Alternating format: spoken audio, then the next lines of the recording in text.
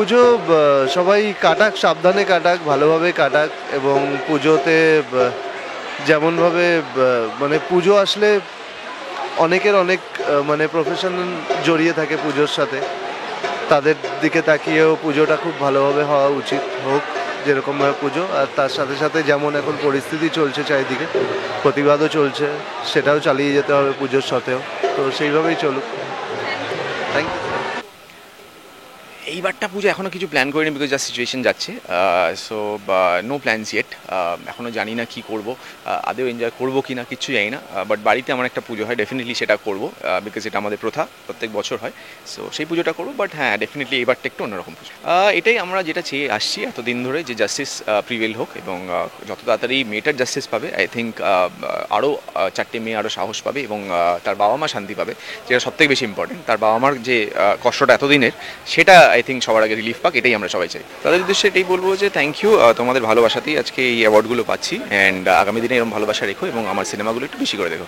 দর্শকদের একটাই জিনিস বলবো যে পুজোয় প্রচণ্ডভাবে এনজয় করুন, কারণ এই আরজি করে সিচুয়েশন যেটা গেল, তারপর আমার মনে হয় পুজোয় মজাটা যেন কোনো জায়গা থেকে মানে ক্ষতি না হয়, আমি জানি। আর দর্শকদের একটাই জিনিস বলবো যে আমাকে আরও ভালোবাসতে থাকুন, আর আরও চরিত্র, আরও মজার মজার গল্প, আরও মজার মজার কাজ তুলে ধরবো আপনাদের কাছে। দেখো, এইবারে আমার সেরকম কোনো প্ল্যান নেই, কারণ খুব একটা মন মেজাজ ভালো নেই। তো যতটা হ্যাপিলি থাকা যায় সেটারই চেষ্টা করছি। হ্যাঁ, পুজোয় যে সবসময় ঘরে বসে থাকবো সেটা না। সো মাইন্ড ডাইভার্ট করে রাখারই চেষ্টা করব, বেরোবো, বন্ধুবান্ধবের সাথে গল্প করবো, আড্ডা মারবো, খাওয়া দাওয়া করবো। এইভাবেই প্ল্যান, এখানেই থাকবো, বাইরে কোথাও যাচ্ছি না।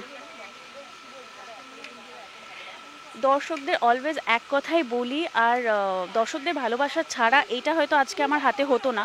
তো সকলকে থ্যাংক ইউ সো মাচ। এইভাবে পাশে থাকুন, আশীর্বাদ করুন, যাতে আরও ভালো ভালো কাজ আপনাদের উপহার দিতে পারি। একটাই জিনিস এই বছর যেটা চাইবো সেটা হচ্ছে, এই বছর আমার খুব দুর্গাপুজো করার ইচ্ছে, কিন্তু আমার দুর্গাপুজো আমার বাড়িতে তো হয় না, পসিবল নয় দুর্গাপুজো করাটা। তো আমার যে ম্যানেজমেন্ট কোম্পানি আছে ট্যালেন্টওয়ালা, সেখানে এবছর আমরা সবাই মিলে দুর্গাপুজো মানে একটা করছি আর কি, তো অর্গানাইজ করছি।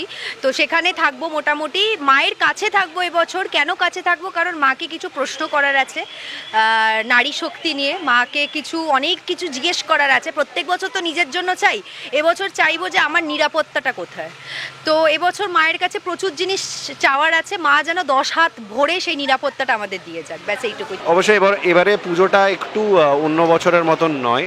আমরা জানি যে আমাদের এখানে একটা ঘটনা ঘটে গেছে আমাদের শহরে, যেটা I have condemned. It's a terrible incident which has happened. আশা করছি যে ন্যায় বিচার হবে।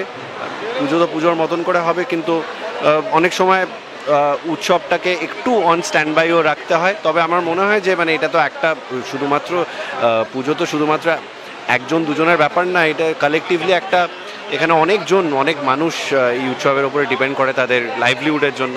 আশা করছি তারাও রোজগার করতে পারবে, সবাই আনন্দে থাকবে। পুজোতে এবছর সেরকম কোনো প্ল্যান নেই আমার। এবছর পুজোয় প্ল্যান ফ্যামিলিকে, বন্ধুদের আর রেস্ট নেব। ডেফিনেটলি তারা আমাদের ঈশ্বর।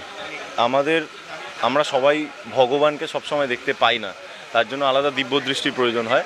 কিন্তু ভগবান এতটাই দয়ালু, দর্শক রূপে ভগবান আমাদের দেখা দেন, এবং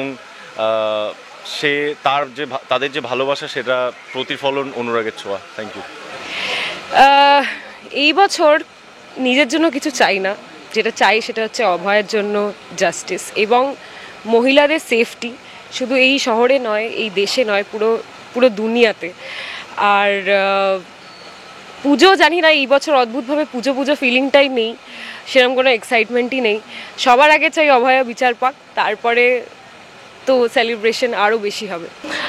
আমি আমার দর্শকদেরকে এটাই বলবো যে হ্যাঁ, অবভিয়াসলি এখন এমন একটা পরিস্থিতি, এমন একটা সময় যেখানে খুশি থাকাটা একটু ডিফিকাল্ট হয়ে যায়, কিন্তু খুশিটা তো থাকতে হবে, বিকজ শুধু একটা মানুষ নেই, এই প্রত্যেক দুর্গাপুজোর সঙ্গে অনেকজন মানুষের জীবিকা জড়িয়ে আছে। সো তাদের জন্য আমাদেরকে খুশি থাকতে হবে, তারা যাতে তাদের বাড়িতে সংসার চালাতে পারে, তাদের জন্য আমাদেরকে বেরোতে হবে, ঘুরতে হবে, তাদেরকে সাপোর্টও করতে হবে। সো প্লিজ এই পুজোটা এনজয় করো, আর এনজয় করতে ভয় পেও না। ঠাকুরের কাছে মানে এই প্রশ্নটার উত্তর খুবই অন্যরকমভাবে যদি আমি বলি, আমি সবসময় বলি তুমি ঠিক থেকো, বাকিটা সব ঠিক হয়ে যাবে। তোমাকেও ঠিক থাকতে হবে। যদি আমি খুব সার্কাস্টিক ওয়েতে যদি বলি, এত চাপ তো উনিও তো নিয়ে বসে আছেন, এত মানুষের আশা আকাঙ্ক্ষা, এত মানুষের প্রতিশ্রুতি, এত মানুষের চাহিদা, উনি হয়তো নিজেও খুব টায়ার্ড হয়ে গেছেন। তো আমি সবসময় আমি বলি যে দেখো, জীবনে খারাপ দিকটা আসবেই, ওটা হচ্ছে আমাদের ডাল ভাতের মতন। খারাপ দিকটা ডাল ভাত, আর ভালো দিকটা হচ্ছে অলওয়েজ একটা বিরিয়ানি। অতএব ওটাকে মেনে নিয়ে চলতে হবে। আমি ঈশ্বরকে আমি এই আজকে সুন্দর একটা স্বর্ণালী সন্ধ্যায় ঠাকুরকে একটা কথাই বলবো যে তুমি ঠিক থেকো, বাকিটা আমরা ম্যানেজ করে নেবো। হ্যাঁ, এইটা তো মানে ভগবানের আমার কাছে একটা বিশাল পাওয়া। এটা দেখো, খুব ছোট শহর থেকে আমি এসেছি, আমি খুবই ছোট শহর থেকে কলকাতার মতন একটা জায়গায় এসেছি, এখনও কাজ করে যাচ্ছি। প্রচুর মানুষ ভালোবাসে, প্রচুর মানুষ খারাপ বাসে। আমি কখনো খারাপ বাসার বা ট্রোলারদেরকে নিয়ে আমি কথা বলি না, কারণ আমি মনে করি যারা ট্রোল করে তারা কিন্তু একদিক দিয়ে আশীর্বাদই দিচ্ছেন। তারা যদি ট্রোলটা না করতেন বা করতো, কাজ করার জেদটা আর সুন্দর অভিব্যক্তি ধারণ করার মতন যে মানে উপসর্গ হয় না, যে একটা ভালো অভিব্যক্তি, একটা ম্যাচুরিটি আনতে গেলে পেছন থেকে একটা ধাক্কা মারতে হয়, তবে তুমি ম্যাচিওর হবে, তুমি ঠিকটাকে ঠিক আর ভুলটাকে ভুল দেখতে পারবে। ওই জন্য আমি কখনো ট্রোলারদেরকে আমি খারাপ ইঙ্গিতে দেখি না। তারাও থাকুক, যারা ভালোবাসেন তাদের জন্য মুখের হাসিটা আমার এখনো লেগে আছে। পুজো নিয়ে সেরকমভাবে কোনো প্ল্যান নেই, পুজো ভাবটা খুব কম এই বছর যা আমরা দেখতে পাচ্ছি। হ্যাঁ, আমারও মনে হয় একটা জায়গায় জাস্টিসের পরেই আমাদের ফেরত যাওয়া উচিত। পুজো তো সবাই ভালো কাটুক। আমার নিজের বাড়িতে দুর্গাপুজো হয়, তো খুবই এক্সাইটেড পুজো নিয়ে। ভালো করে পুজো কাটান আর ভালো থাকুন, ভালো করে খাওয়া দাওয়া করুন, ডায়েট ফায়েট ভুলেই বলবো।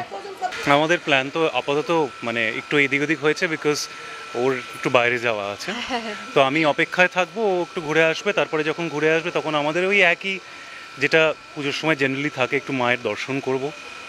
হয়তো আপনাদের সবার মধ্যে হঠাৎ করে মাস্ক পরে বা হয়তো টুপি পরে বা হয়তো একটু ডিসগাইজে দেখবেন কেউ একজন ঘুরে বেড়াচ্ছে, একটু চেনা চেনা লাগছে কিন্তু ঠিক চেনা যাচ্ছে না, তাহলে হয়তো বুঝতে পারবেন যে আমরাই দাঁড়িয়ে আছি।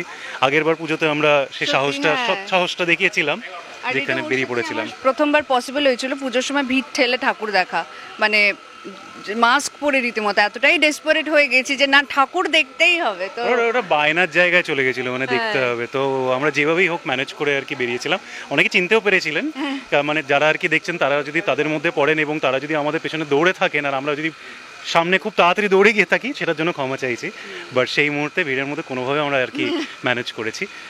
পুজোর জন্য আপনাদের সবাইকে বলবো, যারা দেখছেন, যারা দর্শকগণ, তাদের বলবো যে পুজোর তো একটা নিজস্ব ফিলিং থাকে, একটা সেন্সিবিলিটি থাকে, সবার কাছে পুজোর একটা মানে থাকে নিজের কাছে।